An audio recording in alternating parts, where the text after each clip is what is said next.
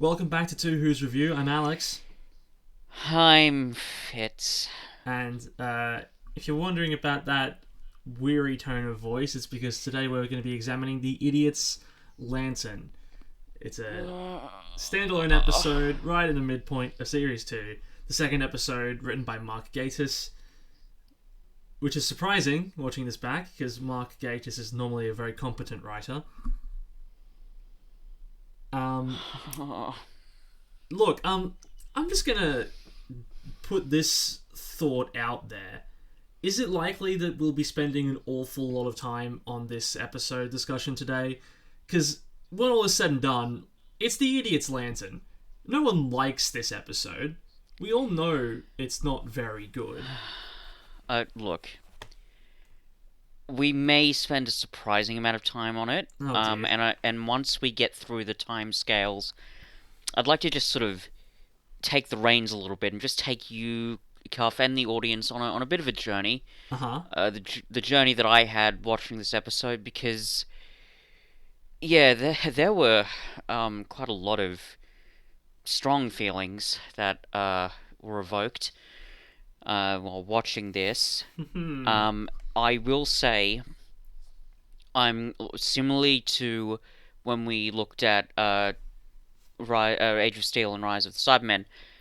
I'm kind of glad we sort of took a break because I've been able to watch it a couple of times, including The Idiot's Lantern. I mean, I watched it this morning and last night just so I could, be sure on my feelings. And I'm glad I did because the good stuff that I really like about it, it's kind of better now. Well, yeah. I mean, let's put this out there. We're both approaching this as though this is a piece of absolute trash. It's not. I mean, there are many, many Doctor Who stories that are far worse than this. This is no Broomtown. This is no Destiny of the Daleks. It's a bad David Tennant episode. Yeah, I look. So, okay, I'll put it this way, and I'll obviously get into more detail about this. But this is my basic reaction to this story. Two major takeaways. One, I can't remember the last time I saw a piece of fiction show such potential for thematic expression, only to completely piss it up the wall. Yep. And two, um, I think this might be a bit of a big call. We'll see how it looks in the grand scheme of things. But I'm really starting to suspect that of all the stories we've covered so far, this one has aged the worst, and that includes the classic series, and I'll be getting into that. So yeah, those are the two big takeaways that I took from this story. Oh God.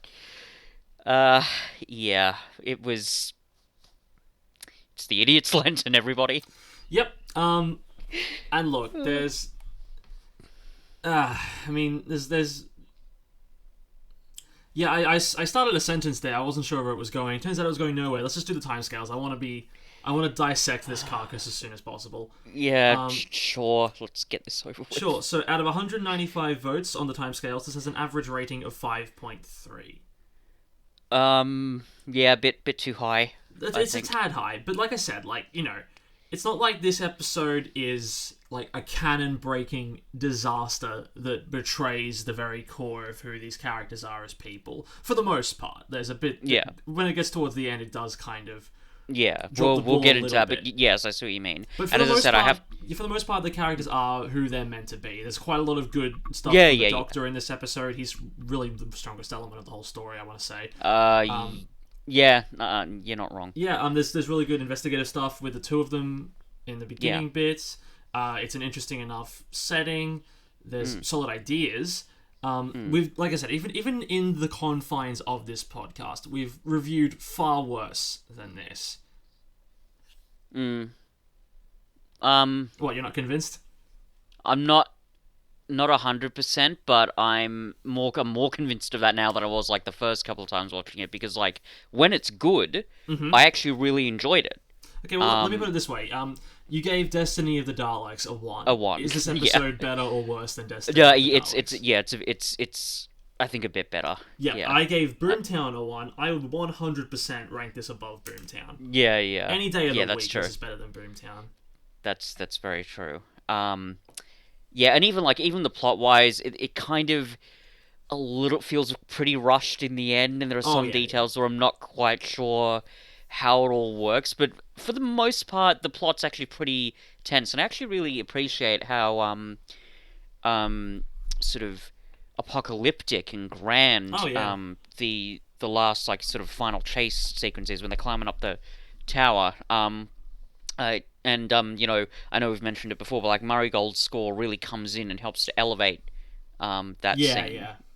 With the wonderful sort of strident brass sections, which he's, I think, certainly this era of Doctor Who, he's quite famous for. So that's, you know, kind of great.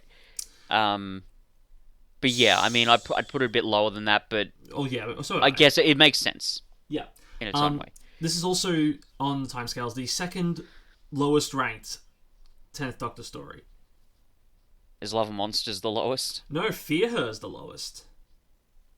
Yeah, I've been wondering about that episode for a while, and we'll obviously get into it. But from what you've said, it's kind of a terrible episode, isn't it?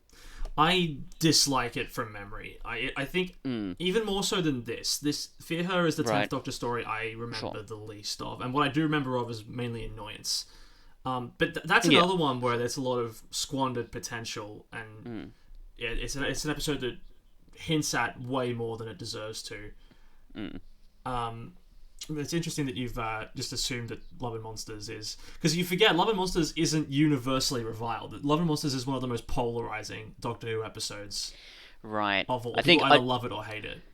Yeah, I try to be sort of more in tune with certainly the revival fan base than I am, but I think in my mind, I don't know whether it's because of the conversations we've had, or maybe the opinions of some of our friends, but I think, oh yeah, no, that's the bad one. I don't know why. Because it's been years since I've seen it. Yeah, but, sure. You don't have long to wait until we get to that one. Yeah, that'll be very interesting. Just around the corner. Yep. But back to the Idiot's Lantern. This has a 5 for plot. I think if we're taking thematic stuff out of the equation, the plot itself, the plot's pretty good. It's fine. Like it doesn't, like, again, it kind of falls apart a little bit in the end, but the first 2 acts are pretty tense. Well, but also something that I would have brought up later, but we're on it now. I don't think that the villain is very well fleshed out in this, and I don't think, like, we have basically a scene where they're like, oh, this is me and this is what I'm doing, and then that's basically it. For the most part, they're basically a non-entity. And I think in that aspect, the plot does kind of suffer a bit. I'm not really sure how you fix it. Like, I'm wary to say a lot of this stuff could have been fleshed out with a second episode, because then we would have to have a second episode of this, and I don't think it deserves it. But I don't know. Maybe with maybe a focus shift, maybe a bit less of the domestic abuse angle, which I don't know is kind of fitting in this time period. That's a nice story to explore, at least. Well, the weird thing is, they're not. It makes sense that they're exploring sort of both, like the domestic abuse situation and these, you know, the prevalence of TV, because they're both very sort of 50s things, but they're not really marrying them together all that well. Not at all. Because you've got The Wire, they're doing something, I guess. And like it fits in the plot, like, you know why it's there, and it's all sort of, in that sense, kind of coming together. But thematically, they're really what do they really have to do with each other? No, nothing much at all. Which is weird, because you'd think, like, I mean, maybe this kind of goes back to what I said about Rise of the Cybermen, but like the whole aspect of TV, you know, what influence does it have on people? What influence does mass media have on people? And what are the really serious questions we can ask about that? You'd think that would be kind of more the focus, given the era and the event of the coronation. That you'd think there's got to be some untapped potential there, right? Oh no, 100%. But like the main human story we tell is a story about domestic abuse, but also the story of how fascism can rise in a post-World War II era, which is a heavy topic to be addressed in a line spoken by our teenage protagonist. Yeah, I love that line, but yeah. Oh no, it's fantastic, but it's oddly out of place in the rest of this story. Yeah, a little bit. And the funny thing is, it kind of makes sense that Tommy would say that, Oh but no, yeah. um, My headcanon is that Tommy's mm, gay, and that's why he also brings up the uh, so you could let oh, us like the just love hard whoever we he can want. love thing. Yeah, Yeah, no, that makes exactly. Yeah, sense. that's Yeah, that's right. my like thoughts on it. But I don't Mm, know. I don't know enough about stuff like this to figure out if he presents any outward signs besides that line. I'm not going to go mm. in and analyze a teenage boy Yeah, from the yeah, 50s and figure out is he gay or not. yeah, yeah. I'm not an internet fan fiction writer. No. Or in Um, fact a deviant artist. I'm not one of them either.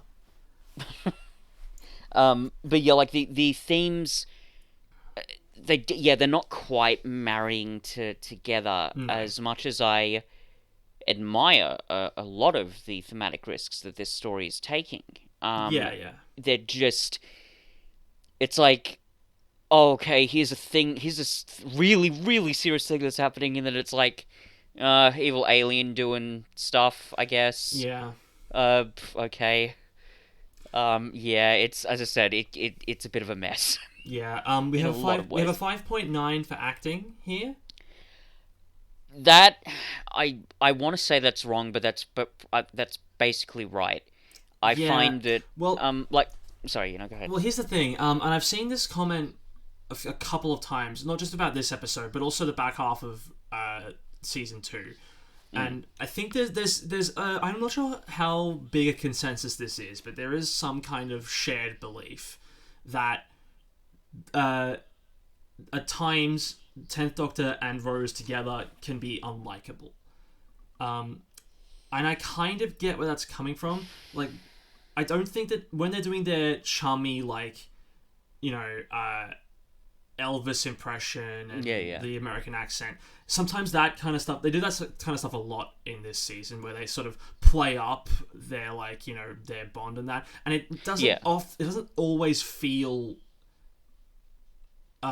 natural. Sometimes it feels like just they're putting it on. would you say that for that opening scene when they're being all American, because I thought it was fine. I thought that No, that was, me too. But it reminds me of other moments that are a bit worse than this. Well, I'll put it this way: he certainly David Tennant as an actor, or the 10th Doctor as a character, doesn't do any of that kind of stuff with Martha or Donna. And when he does, it's usually a lot more justified. More would often you than say it's not, more natural as well? it's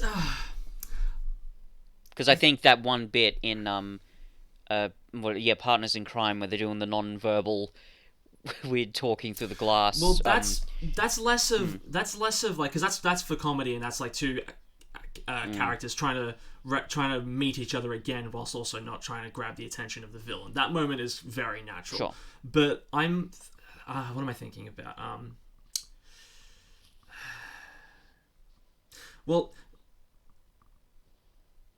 I don't know. I guess this is something we'll have to keep an eye on as we progress through the rest of this series. It's Sure. like the moment itself, it didn't really. I'm trying to phrase this in a way that doesn't just sound like I'm doing this because I hate Rose, because I'm not. I'm literally just parroting back stuff that I've seen written on the timescales. Yeah, yeah, yeah. Let me see if I can find it, because I've got them here. Uh,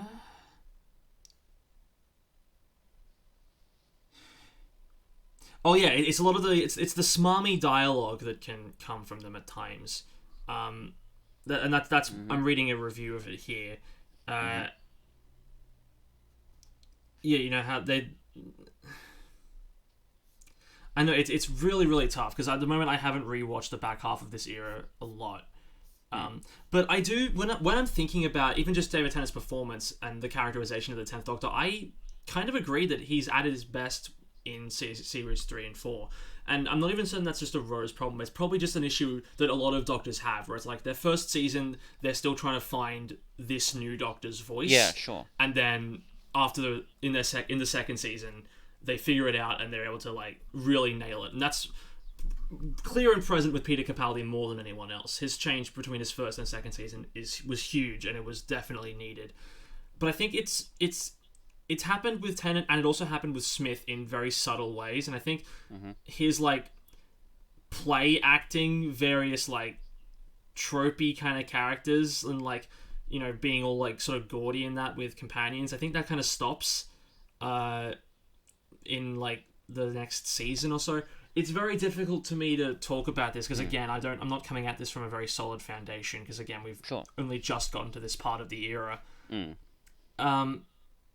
Yeah, I don't know because it certainly didn't bother me at all when they're playing up the fact that, well, the lie that they're representatives of the Queen when they're in Connolly's house. Yeah, from Queen and Country. Yeah, that bit is very perfect, but it's also fitting because they're literally like they're doing espionage. They're trying to gather solving information. the mystery. Yeah, exactly. But it doesn't make sense for them to do that when they're on the street alone on a motorbike. It really just comes across as like maybe it's because it's flirtatious in a weird way, and it goes back to their relationship, which I don't like. I don't know. I'm gonna stop talking about it now because I don't. That's all right. I'm trying to dig my way out of a hole here. It's not. I'm sure. Look, I'm sure. Like, the truth will out. Right? Sure. We'll investigate this further as we keep going along. And look, even the reviews that bring this up say that this isn't as bad as they get, like as a pairing. Sure. So maybe we'll see it again more in the future, but I don't know. 5.7 for effects. That's fair, I think. Like, I think the faceless people never quite look.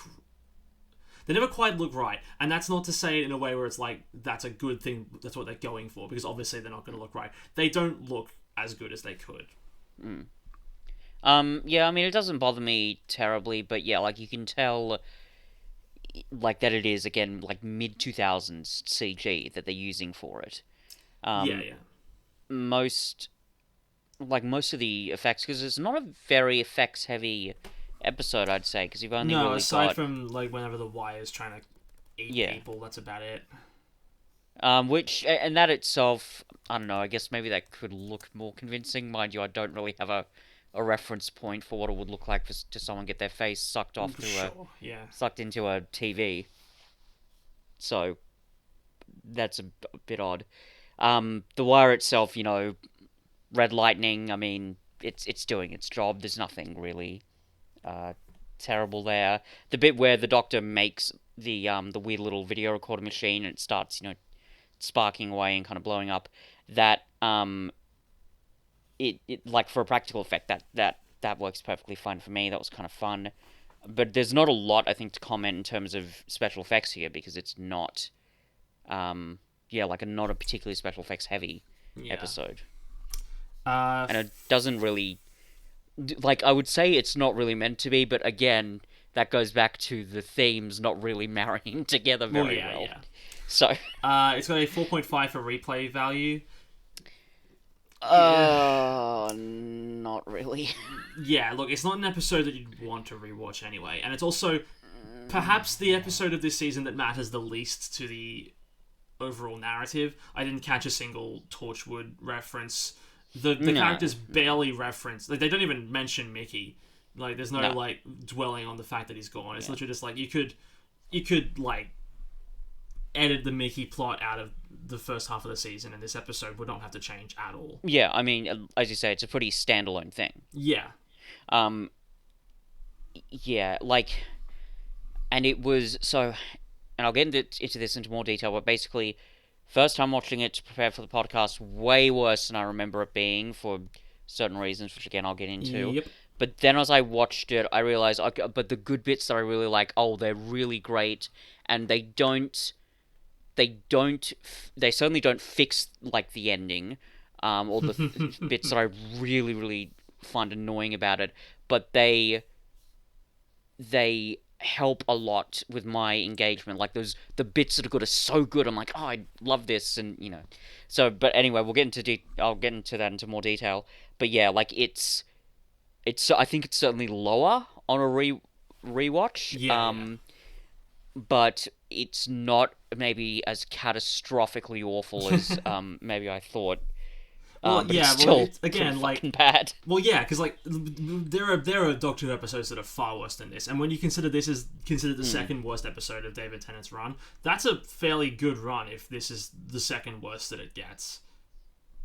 And certainly, like, on a sort of technical level, it's like the plot especially, it works fairly well, again, until it gets to the last third where it all just kind of falls apart a little bit, but Yeah. anyway. Yeah, so I think I'd put that lower in terms Sure. of replay value, but I understand why people might want to score it that, roughly. Well, incidentally, I mentioned earlier that no one likes this episode. Apparently, one person who ranks this gave it a 10 out of 10. I don't know what kind of Doctor Who they like, but have they watched good Doctor Who? If this is a 10 out of 10 to them, I don't understand. 5 out of 95 say that this requires a previous story. It doesn't. No, it really doesn't. I mean, I was going to say, like, this episode's... It is such a standard Doctor Who story that this could be your first episode. I wouldn't want it to be, because it might turn you off watching the rest of it. But Yeah, but it's like, it's a fairly... basic story is pretty stock standard. Alien invasion, we've got some social commentary, we've got, weird sci-fi tech, and it's very, as you say, standalone. It's not... I don't think there's really a single callback to anything in No, nothing. in this story, really. I mean, apart from maybe, like, well, we see the TARDIS, but that's not really that's not a significant callback to anything. That's just part of the show, I guess. Not at all. You could watch this, and yeah, like, you're not gonna have any sort of burning questions like, oh, what did this mean? Oh, what did It's not like it's not like this episode answers questions from previous stories or raises questions for or future really ones. raises them that much. So No. so yeah, pretty standalone. Sure. Do you want to get the good stuff out of the way first? I'll take you on the journey if I might, because it includes all the good stuff in it. I forgot that you already requested a format for this episode. So go ahead. Yeah. So watching this was a bit of it was something else. So as I'm watching it, I'd start off thinking, oh, okay, I can kind of see why people don't like this episode, because my impression was that the fan base doesn't like this episode that much. I thought, yeah, it's pretty standard, invasion stories, spooky stuff is happening, some interesting little differences, I guess, here and there, but fairly standard. But then we get to the strongest part for me, which is the confrontation with Mr. Connolly, and what I perceive as his, let's call it what it is, his radioactively toxic brand of masculinity. Let's just call it right now. 100%. And they really, I think, for the most part, do a really good job of really showing how despicable it is. Well, yeah, that's honestly like the best part of this. Absolutely. First episode. We don't spend too much time with Mr. Connolly before the Doctor and Rose show up, and the fact that they are so quick to work out who he size is him up. and to size him up and to emasculate him with like it's really good with facts and logic. Yeah. You forgot the flags and logic. It's yeah, like it is really, really fantastic just watching those confrontations. Like when he repeats the line, I am talking, and the Doctor says, and I'm not listening. It's just oh, you love it. Which is interesting because in Eccleston's first episode, he says, I am talking to the Nestine. And I've always wanted to make the edit of like Eccleston saying, I am talking, and Tennant responding with, and I'm not listening. I'm not listening. Yeah, it's just great. But all those confrontations, and it's so, like, they're making it so clear how we're meant to be viewing this guy, and what a scummy little shit he is. Well acted as well. Like, it's a good performance. Like, he really sells the hatred that we're meant to be feeling. Yeah, for him. He's scary. Like they're not sugarcoating this. No, because I think it's also like a real performance, which is scary. It would have been very easy to overact this and make it unbelievable. Yeah, I think so. But you have to like come at it with a certain level of realism, because again, this was the reality for many people. Exactly. And like that line that the Doctor says, it's like, oh, 1953, brilliant year. Well, not for everyone. Nope. And there's one moment in particular that does this, and I'll get to it, but throughout this episode, the interactions that we see with Mr. Connolly and basically everyone around him really just puts the lie to that statement by the Doctor. No, this was not a great year. You've got to remember, Doctor, this is the 1950s. This is back, when women and children were meant to be seen and not heard. This is back in the days when a man could, beat his wife and children behind closed doors with impunity. Well, let's not forget, there's also it's important to make that distinction, because there's the moment when I don't know what her relation is to either Mr. or Mrs. Connolly, but she basically just reaffirms this by going, "Oh, mother's boy, you're going to want to beat that out of him." I'm going to read these lines verbatim, Cuff. I wrote them down this morning. Awesome. Because this is one of the big cruxes for me. I'm just gonna see if I can find this, because I've got it here. Yeah, so it was Aunt Betty was who it was. So one of their relatives, I'm not sure, but yeah, Mr. Connolly says, "Proper little mummy's boy all round." Aunt Betty says, "Oh, you want to beat that out of him, Eddie?" No, sorry. "Oh, you know what they say about them, Eddie, you want to beat that out of him." And then Mr. Connolly says, "That's exactly what I'm going to do." Holy shit. It's jovial. It's reality. Fuck. And here's the thing. When I first saw that scene, I was pretty shaken. I'm like, Jesus Christ, are we really fucking doing this? This is pretty fucking serious. But the thing is, immediately after saying that, I thought, oh, actually, I admire the commitment to social realism and being honest about this, saying, yes, this is what it was like. No, Doctor, this isn't some sort of wonderful golden age. There are a lot of people who are being treated horrifically in this time. And I thought, wow, what a great clapback against, that stupid statement that the Doctor made, and a clapback against nostalgia. That's fantastic. And again, this consistent confrontation between these characters and the really disgusting attitudes of Mr. Connolly just keep going. It keeps firing off on all cylinders for me. Like, again, the fantastic bit where Tommy says, and I've written this down, so I'm going to read it out. He said, "You fought against fascism, remember? People telling you how to live, who you could be friends with, who you could fall in love with, who could live and who could die. Don't you get it? You're fighting so that little twerps like me could do what they want, say what we want. Now you've become just like them." Fantastic. Powerful. Great. Amazing. Love it. It's so... Yeah, it's so the good. fact... It's literally directly comparing this really, again, horrific form of masculinity as, epitomized by Mr. Connolly, comparing that to fascism, and which is great as well. Pretty much what it is. You know what's also great about this? It's a speech that's delivered with minimal influence from the Doctor.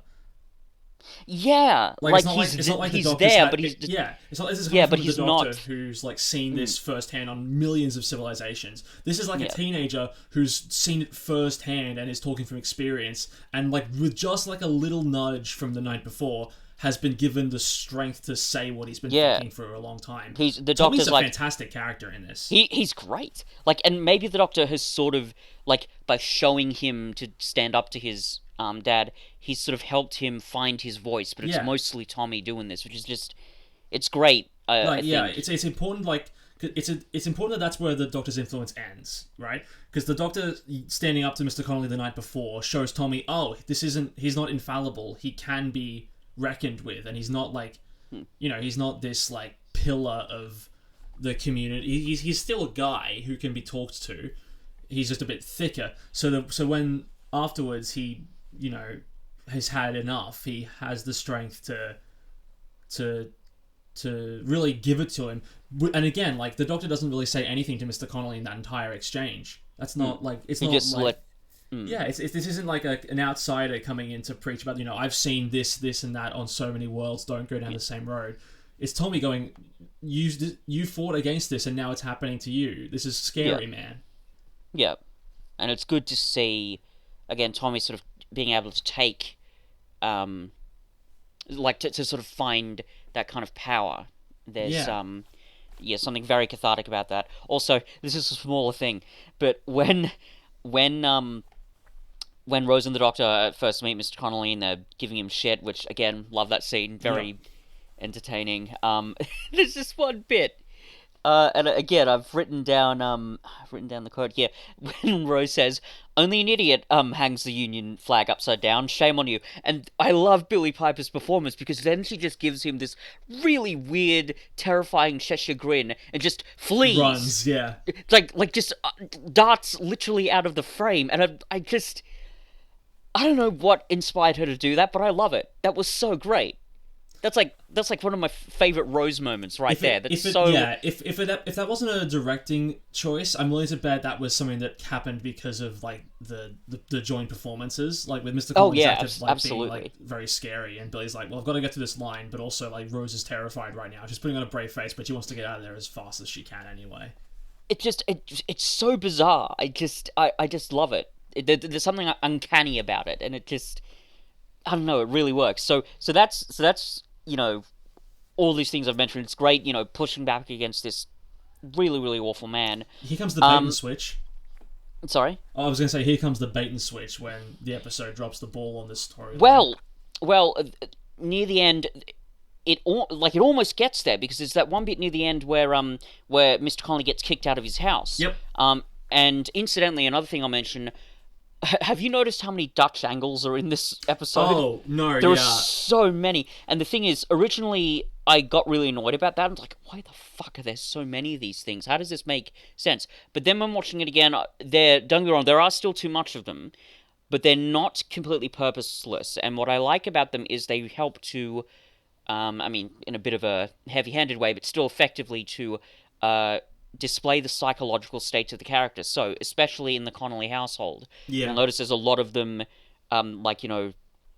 sort of, wide-angle shots where the camera looks like it's been placed on the roof. And what that does, it shows how small the Connolly family members feel in Mr. Connolly's presence. It helps us really feel the terror that they're experiencing. But then, when he gets kicked out, they do the opposite by having him be the smaller one in that scene. So he now sort of feels the world being boxed in around him. And I think, just having that sense of thought when it comes to how to visually fit this together, I really appreciate that when I see it. So, great stuff there. But yeah, so he gets kicked out,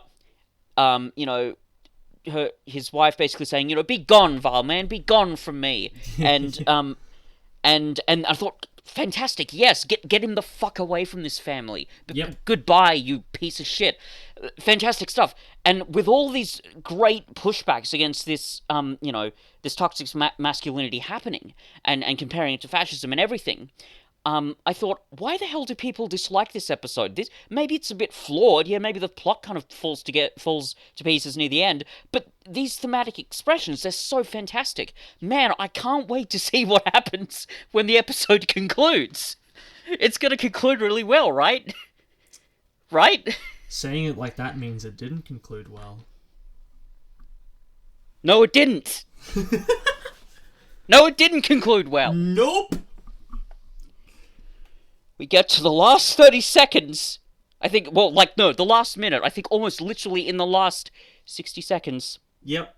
And I'm now, again, I'm sorry to keep quoting this shit, but I'm gonna do it anyway because I'm not gonna get, being accused of taking this shit out of context. So, we see Mr. Connolly leaving the house with the suitcase, fuck off, and this is the exchange that happens. Tommy says, "Good riddance." The Doctor, "That it then, Tommy. New age, new queen, new world. No room for a man like Eddie Connolly," which... Yep. Yes, there is, 100%. Tommy then says, "That's right, he deserves it." Then Rose says, "Tommy, go after him." Tommy then says, "What for?" Rose then says, "He's your dad." Tommy then says, "He's an idiot." And then Rose says, "Course he is. Like I said, he's your dad. But you're clever enough to save the world, so don't stop there. Go on." And then I wrote, in response to this, in capital letters and in 2 separate sentences, "Fuck me." What? Before we completely dissect and obliterate this final minute of television, I will say I understand the intention. Like, obviously, Mark Gatiss isn't going into this going, no, we're going to right at the end establish the importance of toxic masculinity in the home. That's not what he's trying to do. No, He's trying to be like, anyone can be rehabilitated. You can rehabilitate him. Fine. But there are some things I feel like you can't really come back from. No, absolutely, and I think that's the key issue. Yeah. Again, as I said, to have such great potential for thematic expression and to completely just piss it up the wall in those last 60 seconds. It's such a, it's like that element of, you know, forgiving like the shitty, really really shitty parent, like that's such a mid 2000s trope. Yeah. And I just get so fucking frustrated when I see it throughout media. I hate it whenever like someone does horrible things and their family member just forgives them because, well, they're family. Like, that excuse can only get you so far. And there are some, like, I am of the personal belief, and I might get some flack for this, but my personal belief is family is not a right, it is a privilege. And if you mistreat or abuse your family in whatever way, you may forego that privilege. There are some things that you can do that, you know, like if, like, you know, I wonder how characters who spout this in fiction would react if it's like, yeah, he killed grandma, but he's my dad. I'm sure he'll turn around. I'm glad you used that exact description, Cuff, about it being a, how did you say, not a right but a privilege? Because this is really reminding me of, you know, like How I Met Your Mother season 5 shit. Like, and you know the episode I'm talking about, right? Season 5. That's. I think it's season 5. The one where Lily's dad comes back. Maybe. Oh yeah. I think that's season 6, but I know what you're talking about now. Like, man, that was fucking annoying. And to see Doctor Who sort of succumb to this dumb trope, which again was pretty common in the mid to late 2000s, really just fucking frustrating. Here's my thing. Like, especially for like a family member who is showing no signs of wanting to change or like any like extent of like, I'm going to be the one to extend the olive branch. I'm going to be the one who works to repair this bridge and make things right. In those situations, maybe, you know, like if they've clearly already gone through the personal growth and change it would take to get them back into the family, then we can have that conversation. And I think that's why that story in How I Met Your Mother, because Lily's dad is trying, and I mean, not to the extent that he could, because he's still kind of a shitty person in that episode, but like, you know, but he's making that attempt. Yeah, he's making the attempt. Yeah. Mr. Connolly is in no way making the attempt. And I think for me, like, just for me personally, even with Lily's dad, it's still annoying. I still find that ending really frustrating, even though, as you say, he's making that effort. I still find it annoying. But it is, as you say, it is still a bit of a different thing here. Yeah. Because Mr. Connolly isn't even attempting. He does not, like, apologize once. And, I mean, granted, like, what he's doing, I think, is quite a lot worse than what Lily's dad was doing. But still, like, there's no remorse there.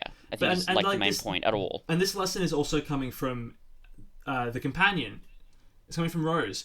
And I wouldn't normally bring this up, but look, with the last Revived Who story we discussed with Rose finding child abuse hilarious when it comes to Mickey, and now this message coming from her, it's not a great pattern, Rose. It's fucked up. I mean, I can't.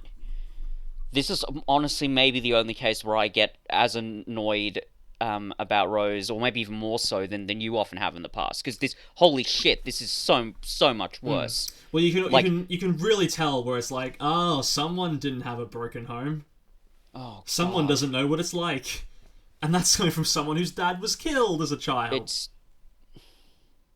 It's fucked up, and it's so fucking stupid. Maybe that's why. Like, it's not. Again, it doesn't excuse any of it. But she's obviously coming at it from the angle of, I didn't have a dad, you have a chance. Yeah. There's a consistency there, but here's the thing, right? And that doesn't fix the problem. No, it absolutely doesn't. And it's so annoying because there was a moment where I thought, oh well, like the only defense I can think of for Rose at this point is she and the Doctor weren't literally in the room when Mr. Connolly threatened to beat his son in front of the rest of his family, but they should have gotten the size of him from the early interactions. It's pretty fucking No, obvious how yeah. awful he is. And not to mention, that ultimately, even then, that detail doesn't matter that much because that's not what we're left with. No. The audience, Rose and the Doctor didn't see Mr. Connolly behave like this, but we did. We've seen the whole thing. We know how really awful he is. Yeah.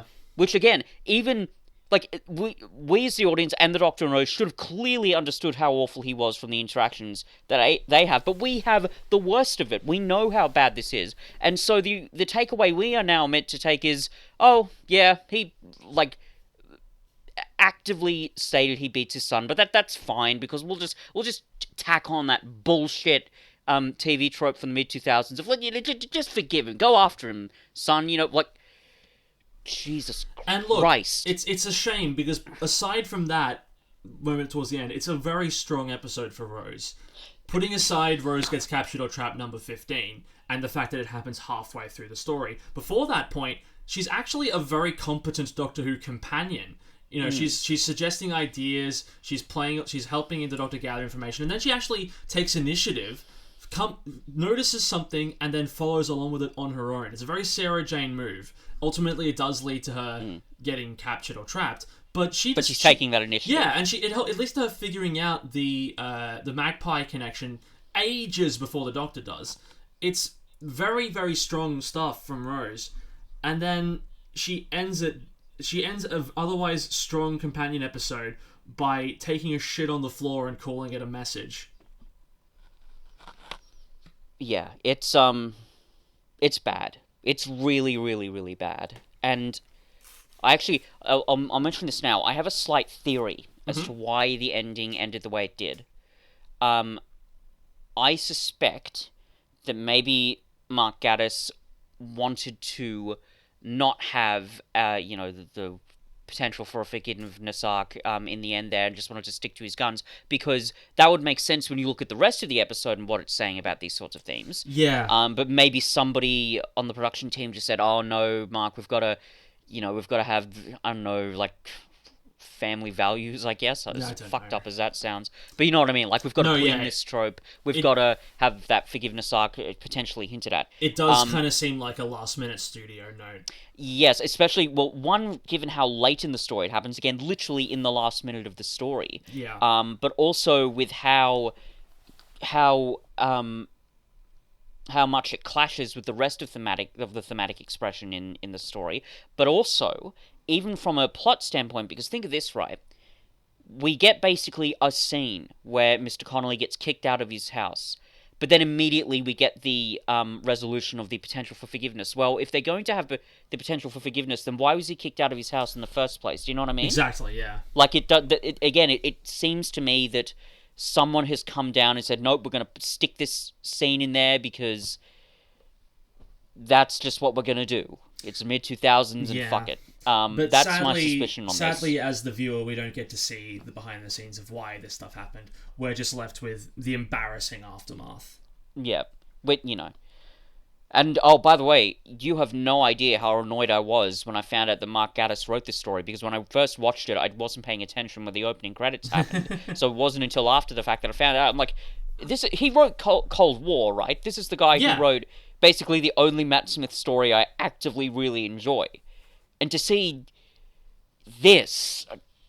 Jesus. Yeah, look, it's fairly clear that, like, he had a vision of this and it didn't quite hit the screen. Yeah, something's gotten lost in translation. I'm trying to work out, like, if he... Like, I can't find if there's anything like... So, a writer dropped out, so someone else, like, Mark was asked to step in and write something different last minute. Or some behind-the-scenes drama happened. Yeah, because I know that happened with Fear Her. The reason that Fear Her exists as it does is because it was meant to be a low-budget replacement for a script that was supposed to be written by Stephen Fry. Oh, was he writing it? I thought he was meant to be starring in it, or was it both? No, Stephen Fry was meant to write the 11th episode of season 2. But it was pushed back because I think he ran out of time. Right. This was in the mid 2000s when Stephen Fry was everywhere. Yeah. I was wondering if something similar happened with Idiot's Lantern. I couldn't find anything like it. But either way, yeah, it's just so shocking to see that last minute. Like, man, And it's a shame because, like, just makes your fucking brain melt. yeah, because besides the ending, the rest of the episode is like a standard Doctor Who story. It's nothing special, but you know, it does what it needs to do. Yeah, there's nothing like terribly wrong with it. And again, the early stuff where they're confronting these really serious themes, that's all really great. Yeah. But it just, like I said, like the those good parts, the great thematic expression, up until the end. Yeah. They're certainly not enough to fix the episode, but they go a long way in making me appreciate this episode more. And again, I admire the courage. Like, terrible ending, but I'm glad that those early parts exist. You know what I mean? Like the fact that they were willing to, be really honest about these really awful situations and to really examine them.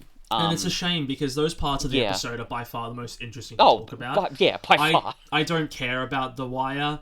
Like, I don't find them a very compelling villain. We learned very little about where they're actually from. They're barely in it, really. What do you think about it? I mean, the lady who performs the TV persona, she's fine most of the time, but whenever she has to exclaim how hungry she is, it does come across as very hokey. Look, here's the thing, right? And I did also sort of write this down, but I don't get me wrong, I did notice that.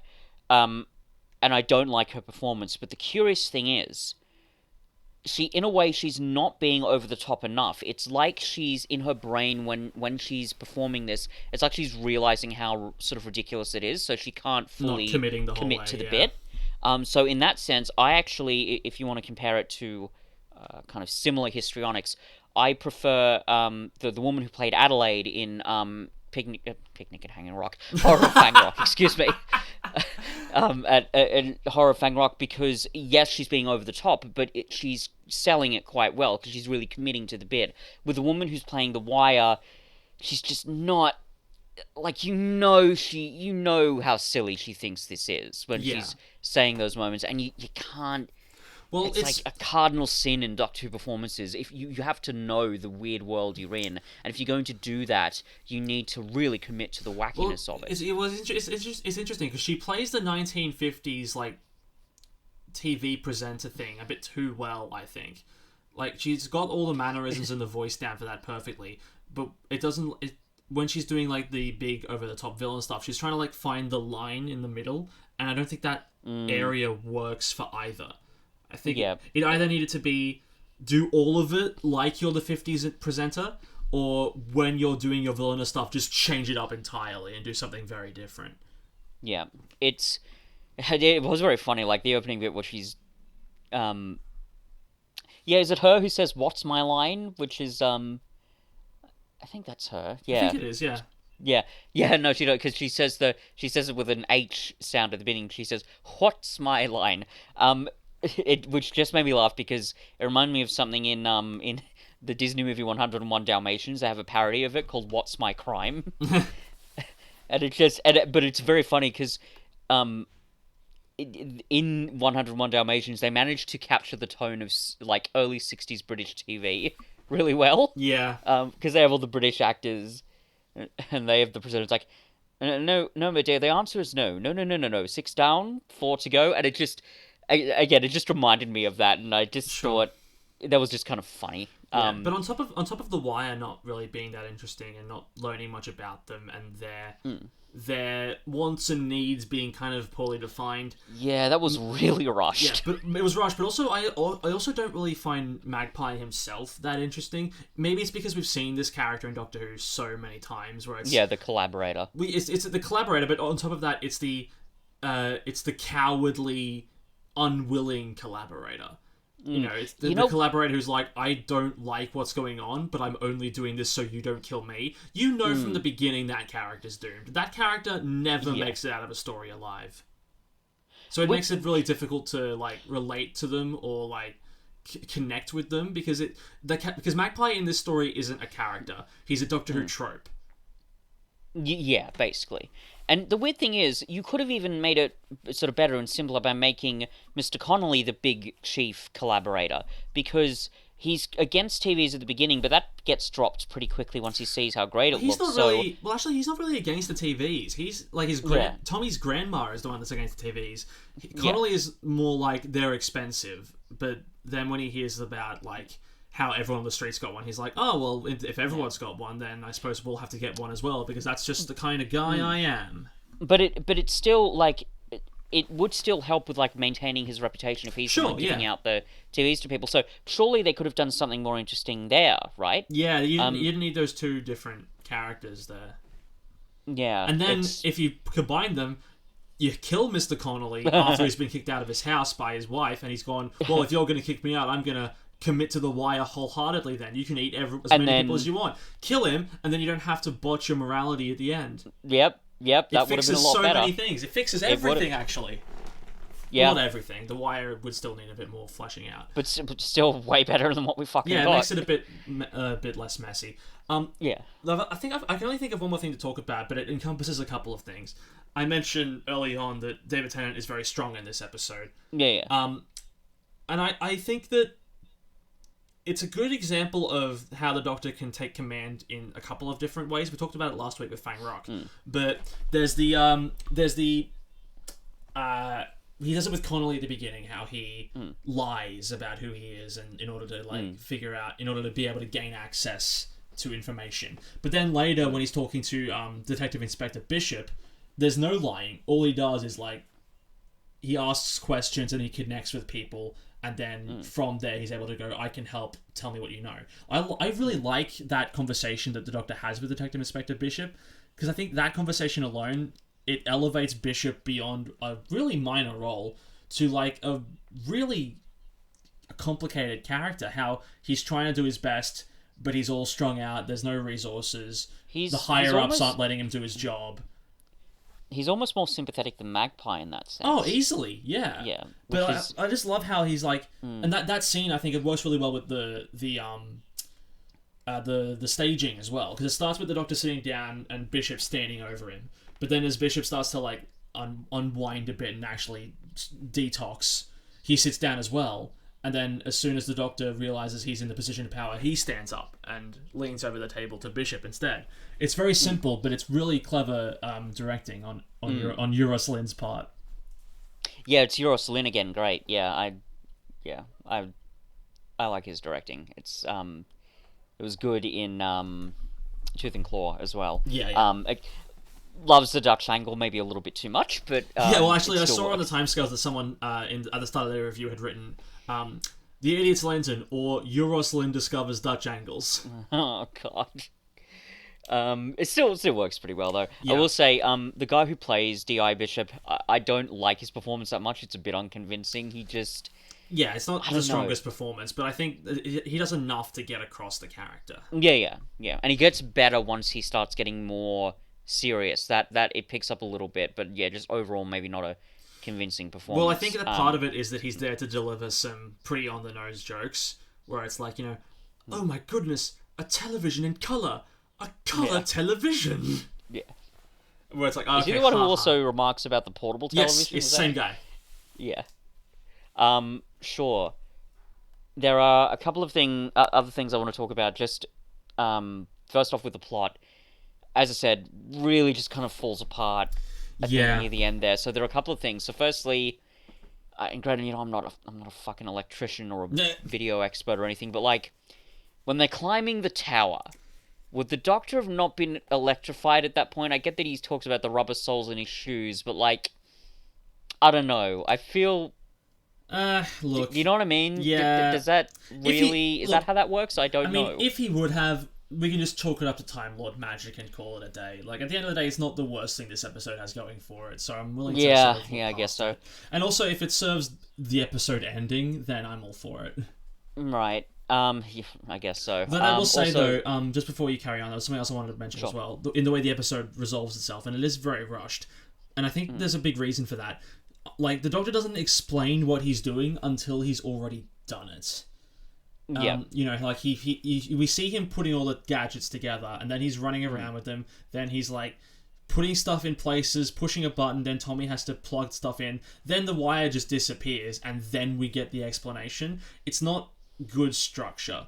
Because for a lot of it, it leaves the audience going, huh? Why is this happening? Like, why is he doing this? What's going on? And what it leaves you with before you get the reveal is the feeling of, okay, it just ended because it ended. It ended because the writer decided it was over. Whereas if you explain what needs to be done beforehand, you can mitigate that slightly.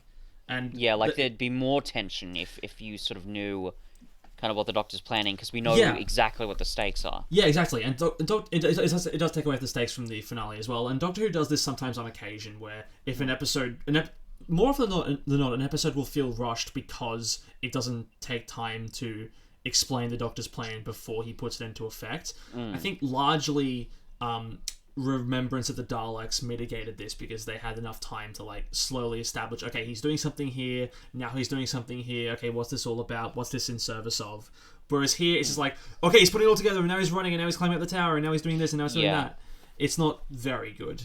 I mean, that strategy of setting up the mystery and then having all the explanation later, that can often be a good strategy, and it helps mitigate unnecessary exposition, because if you set up the mystery and then have the exposition, well, the exposition is quite wanted because the audience wants to know, what the fuck was that about? But, as you say, it's certainly in this story, and probably even in others, it is very rushed because they're only devoting a short amount of time. It's not like the Doctor standing back saying, "Oh, I'm working my 4D chess magic here." No, it's literally bang the machine together and go up the tower, and in the video thing, And it's not like it's also not like he uses like various elements that were established in the first two acts to help him lead to a satisfying conclusion, where it's like the stuff you can pick up on, like stuff that was established early in the story to come back later. It's literally just he rummages around an electronics store and the TARDIS and finds exactly what he needs without us knowing what it is.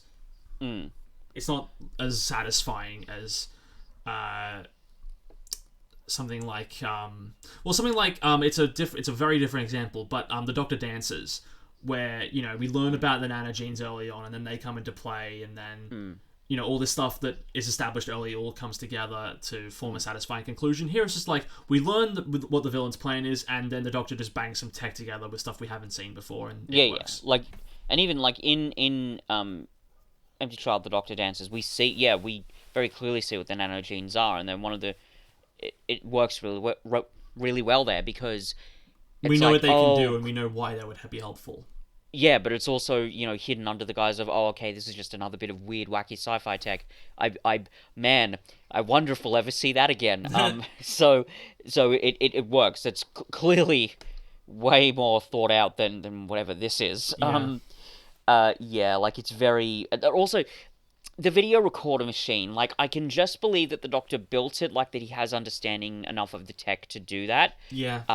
Like, I can just believe that he builds the recording device, I guess, with his understanding of technology. But here's a question. Where did he get the Betamax from? Was he just carrying it with him, or how did that work?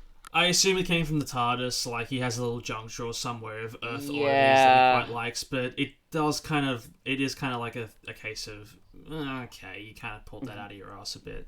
Yeah, I mean, again, I can just sort of believe it, but, as I say, you can tell that ending feels very rushed. They obviously haven't put that much thought into it, which is annoying, because even that small element of, where did the Betamax come from, they probably wouldn't have even need to do too much to fix that. They could have just established that, I don't know, the Doctor gives a lecture on technology, and it's like, oh, yeah, I've got a Betamax in the TARDIS or something, I don't know, but do you know what I mean? Like, it feels like something that they could have fixed fairly easily. It's just kind of annoying that they... Yeah, it's not very clean. Yeah, so, as I say, that ending falls apart a little bit. I really do enjoy the chase up the tower. That's really cool, and the Murray Gold's rousing score really helps, and it gets pretty tense because all these people are about to have their minds removed from them. So so that kind of works, but yeah, they're all kind of falls apart a little bit. There's only one other thing I want to say here, and I touched on it earlier. the second big takeaway that I took from this story is, in my opinion, of all the stories we've looked at, this has aged the worst, and that includes the classic series stories, and here's why. In the case of the stories we've looked at so far, including the classic ones, yes, there are obviously elements that haven't aged well. That's just the nature of Doctor Who. That's the nature of fiction.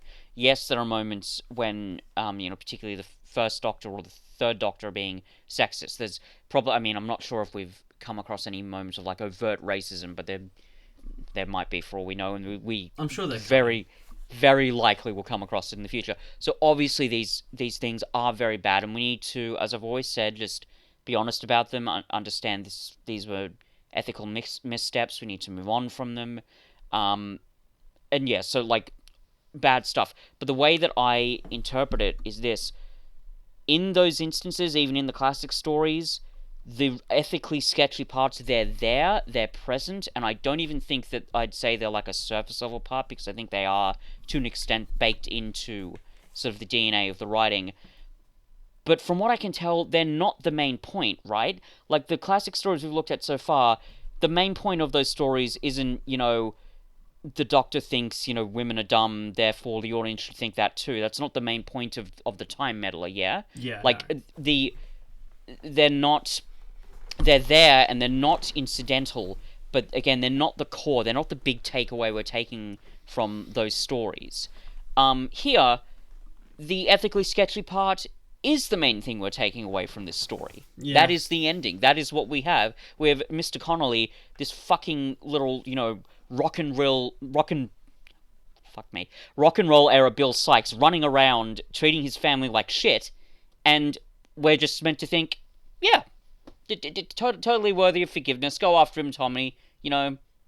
Happy ending, I guess. Yeah, that just comes back to what I was saying before. It's like, he needs to make himself worthy of forgiveness before it can be given, and he just hasn't.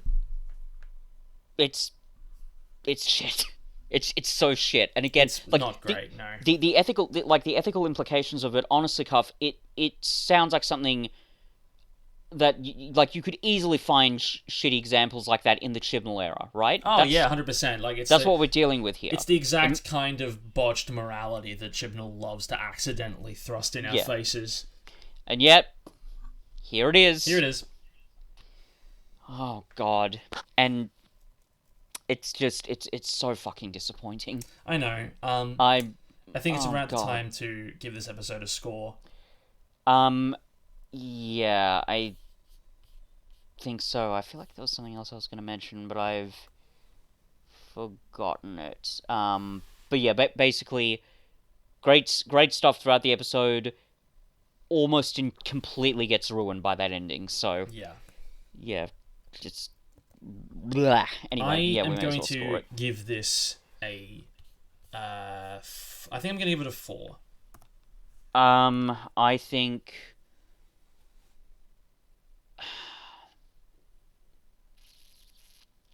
Because for me, like, I gave Legend of the Sea Devils a 3. That episode made me really, really angry. This one just left me kind of disappointed because, like I said, like it's really, really good until it isn't, and when it isn't, it like I can see enough of like what must have gone on behind the scenes to go yeah, I see. It's not like I'm like pounding my fists into the table, writing angry stuff on forums, going, "How could they do this?" It's just like how could they do that?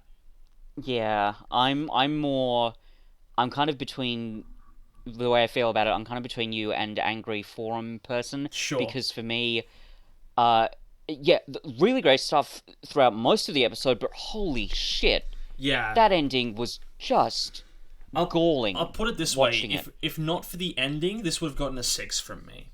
Oh yeah. Easily. No, this would have gotten that ending is so bad, it drags down almost everything else. So for me...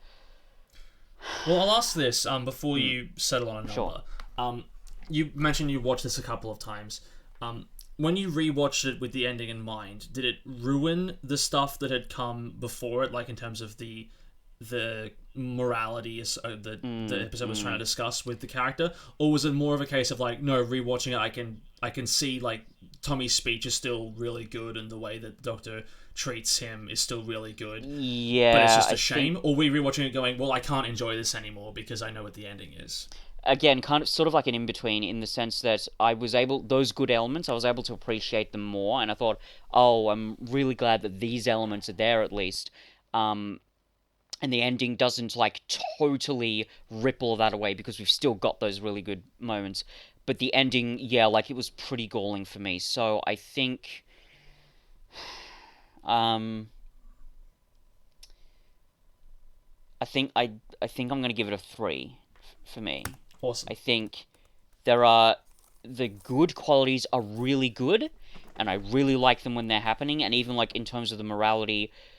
Throughout most of the episode, they're doing so much to really do this. And even talking about it now, I don't feel, I don't know, like I'm as visceral. It's like it's not viscerally making my blood boil in the same way that Destiny of the Daleks did.